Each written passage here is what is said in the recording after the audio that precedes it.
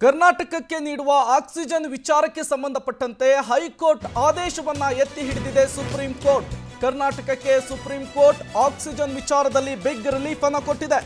ಕರ್ನಾಟಕಕ್ಕೆ ನೀಡುವ ಆಕ್ಸಿಜನ್ ಪ್ರಮಾಣ ಹೆಚ್ಚಳಕ್ಕೆ ಸಂಬಂಧಪಟ್ಟಂತೆ ರಾಜ್ಯ ಹೈಕೋರ್ಟ್ ನೀಡಿದ ಆದೇಶವನ್ನ ಪ್ರಶ್ನಿಸಿ ಸುಪ್ರೀಂ ಕೋರ್ಟ್ನಲ್ಲಿ ಮೇಲ್ಮನವಿಯನ್ನ ಸಲ್ಲಿಸಿದ್ದ ಕೇಂದ್ರ ಸರ್ಕಾರದ ಅರ್ಜಿಯನ್ನ ಈಗ ಸುಪ್ರೀಂ ಕೋರ್ಟ್ ವಜಾಗೊಳಿಸಿದೆ. ಕೇಂದ್ರ ಸರ್ಕಾರಕ್ಕೆ ಈ ಮೂಲಕ ಸುಪ್ರೀಂ ಕೋರ್ಟ್ ಸೂಚನೆಯನ್ನ ನೀಡಿದೆ.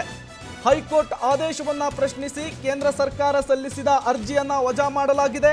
ವೈದ್ಯಕೀಯ ಆಮ್ಲಜನಕ ಪ್ರಮಾಣವನ್ನ 965 ಮೆಟ್ರಿಕ್ ಟನ್ನಿಂದ 1200 ಮೆಟ್ರಿಕ್ ಟನ್ಗೆ ಹೆಚ್ಚಿಸಿ ನೀಡಬೇಕು ಎನ್ನುವ ಕರ್ನಾಟಕದ ಹೈಕೋರ್ಟ್ ಆದೇಶದ ವಿರುದ್ಧ ಸುಪ್ರೀಂ ಕೋರ್ಟ್ನಲ್ಲಿ ಕೇಂದ್ರ ಸರ್ಕಾರ ಅರ್ಜಿ ಸಲ್ಲಿಸಿತ್ತು.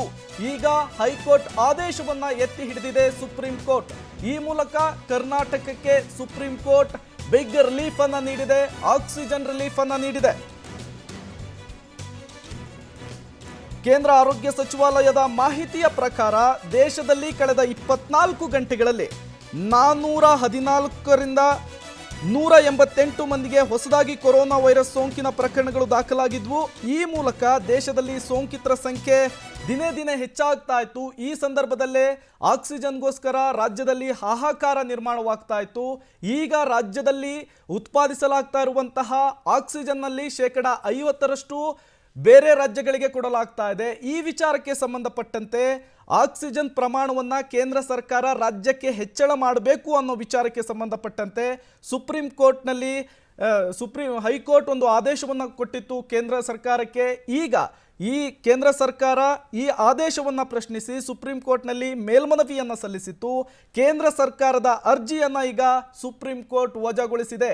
ಈ ಮೂಲಕ ರಾಜ್ಯ ಸರ್ಕಾರಕ್ಕೆ ಒಂದು ಬಿಗ್ ರಿಲೀಫ್ ಸಿಕ್ಕಿದೆ ಅಂತಲೇ ಹೇಳಬಹುದಾಗಿದೆ. ವೈದ್ಯಕೀಯ ಆಮ್ಲಜನಕ ಪ್ರಮಾಣವನ್ನು 965 ಮೆಟ್ರಿಕ್ ಟನ್ನಿಂದ 1200 ಮೆಟ್ರಿಕ್ ಟನ್ಗಳಿಗೆ ಹೆಚ್ಚಿಸಿ ನೀಡಬೇಕು ಎನ್ನುವ ಕರ್ನಾಟಕ ಹೈಕೋರ್ಟ್ ಆದೇಶದ ವಿರುದ್ಧ ಈಗ ಸುಪ್ರೀಂ ಕೋರ್ಟ್ನಲ್ಲಿ ಕೇಂದ್ರ ಸರ್ಕಾರ ಅರ್ಜಿ ಸಲ್ಲಿಸಿತ್ತು.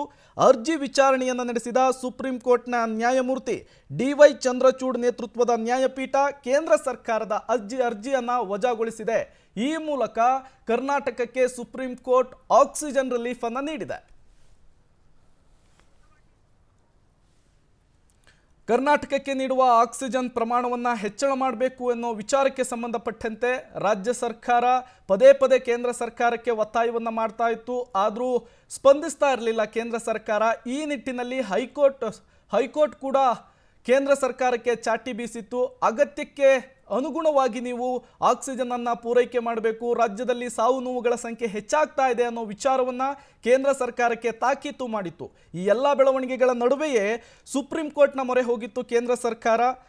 ಈಗ ವೈದ್ಯಕೀಯ ಆಮ್ಲಜನಕ ಪ್ರಮಾಣವನ್ನು 965 ಮೆಟ್ರಿಕ್ ಟನ್ನಿಂದ 1200 ಮೆಟ್ರಿಕ್ ಟನ್ಗಳಿಗೆ ಹೆಚ್ಚಿಸಿ ನೀಡಬೇಕು ಅನ್ನೋ ಹೈಕೋರ್ಟ್ ಆದೇಶದ ವಿರುದ್ಧ ಸುಪ್ರೀಂ ಕೋರ್ಟ್ನಲ್ಲಿ ಕೇಂದ್ರ ಸರ್ಕಾರ ಅರ್ಜಿಯನ್ನು ಸಲ್ಲಿಸಿತ್ತು.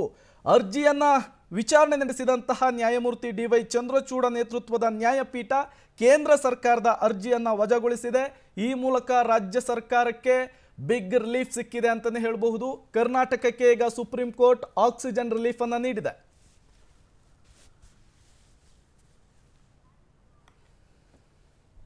ದಿನೇ ದಿನೇ ಕೊರೋನಾ ಪ್ರಕರಣಗಳ ಸಂಖ್ಯೆ ಹೆಚ್ಚಾಗ್ತಾ ಇದೆ. ದೇಶದಲ್ಲೂ ಕೂಡ 3ರಿಂದ 5 ಲಕ್ಷದ ಗಡಿಗೆ ಬಂದು ನಿಂತಿದೆ ಈಗ ಕೊರೋನಾ ಪ್ರಕರಣಗಳ ಸಂಖ್ಯೆ.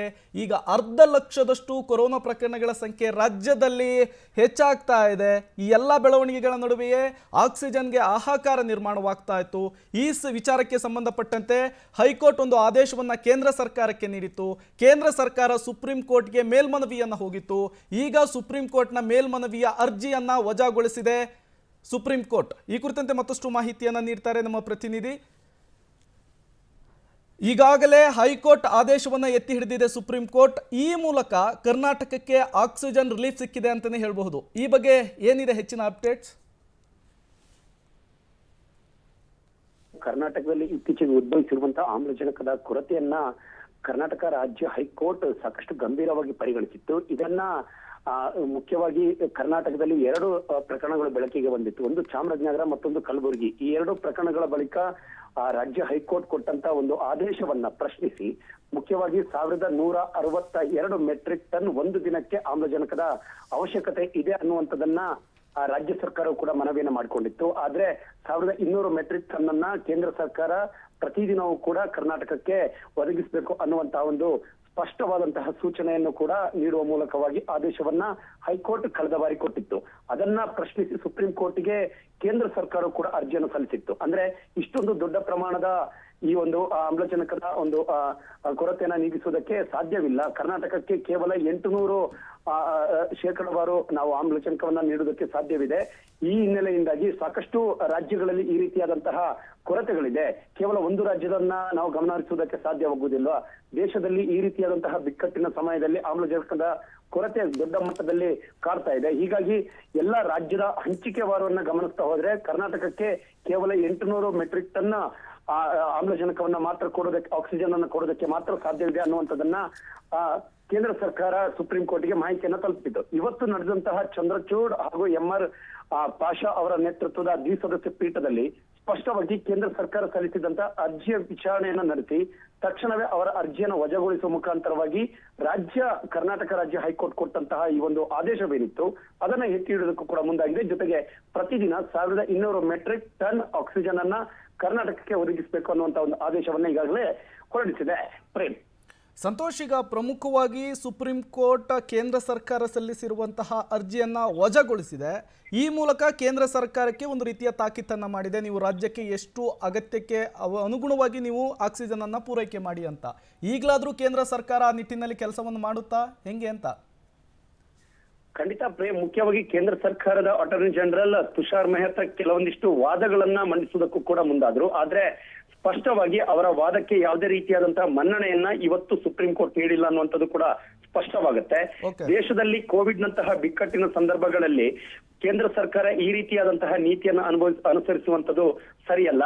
ಜೊತೆಗೆ ಬಹುತೇಕ ರಾಜ್ಯಗಳಲ್ಲೂ ಕೂಡ ಇದೇ ರೀತಿಯಾದಂತಹ ಸ್ಥಿತಿ ಉದ್ಭವ ಆಗ್ತಾ ಇದೆ. ಯಾಕೆ ಕೇಂದ್ರ ಸರ್ಕಾರ ಆಕ್ಸಿಜನ್ ವಿಚಾರದಲ್ಲಿ ಗಂಭೀರವಾಗಿ ಈ ವಿಚಾರನ ಪರಿಗಣಿಸ್ತಾ ಇಲ್ಲ? ಜೊತೆಗೆ ಕರ್ನಾಟಕದಲ್ಲಿ ಸುಮ್ಮನೆ 2 ಪ್ರಕರಣಗಳು ಬೆಳಕಿಗೆ ಬಂದಿಲ್ಲ. ಇದು ದೇಶಾದ್ಯಂತ ದೊಡ್ಡ ಮಟ್ಟದಲ್ಲಿ ಸದ್ದನ್ನ ಮಾಡಿದೆ. ಮುಖ್ಯವಾಗಿ ಚಾಮರಾಜನಗರ ಹಾಗೂ ಕಲಬುರಗಿ ಈ 2 ಪ್ರಕರಣಗಳು ಕೂಡ ನಮ್ಮ ಗಮನಕ್ಕೆ ಬಂದಿದೆ ಅನ್ನುವಂಥದ್ದನ್ನ ಸ್ವತಃ ನ್ಯಾಯಮೂರ್ತಿ ಚಂದ್ರಚೂಡ್ ಹಾಗೂ MR ಪಾಷಾ ಇಬ್ಬರು ಕೂಡ ಕೇಂದ್ರ ಸರ್ಕಾರದ ಅಟಾರ್ನಿ ಜನರಲ್ ತುಷಾರ್ ಮೆಹ್ತಾ ಅವರನ್ನ ಪ್ರಶ್ನಿಸಿದ್ರು. ಜೊತೆಗೆ ತಾವು ಸಲ್ಲಿಸಿರುವಂತಹ ಈ ಒಂದು ಅರ್ಜಿ ವಿಚಾರಣೆಗೆ ಇವತ್ತಿನ ಮಟ್ಟಿಗೆ ಯೋಗ್ಯವಲ್ಲ ಅನ್ನುವಂಥದ್ದನ್ನು ಕೂಡ ಕೇಂದ್ರ ಸರ್ಕಾರಕ್ಕೆ ಒಂದು ರೀತಿಯ ಚಾಟಿಯನ್ನ ಬೀಸಿರುವಂತದ್ದು. ಜೊತೆಗೆ ತಕ್ಷಣವೇ ಕರ್ನಾಟಕಕ್ಕೆ ಬೇಕಾಗಿರುವಂತಹ ಆಕ್ಸಿಜನ್ ಕೊರತೆಯನ್ನ ನೀಗಿಸಬೇಕು ಅನ್ನುವಂತ ಒಂದು ಸೂಚನೆಯನ್ನ ನೀಡುವುದರ ಮುಖಾಂತರವಾಗಿ ರಾಜ್ಯ ಹೈಕೋರ್ಟ್ ನೀಡಿದಂತಹ ಆದೇಶವನ್ನ ಇದೀಗ ಎತ್ತಿ ಹಿಡಿದಿರುವಂತದ್ದು. ಓಕೆ, ಥ್ಯಾಂಕ್ ಯು ಸಂತೋಷ್ ತಮ್ಮೆಲ್ಲ ಮಾಹಿತಿಗಾಗಿ.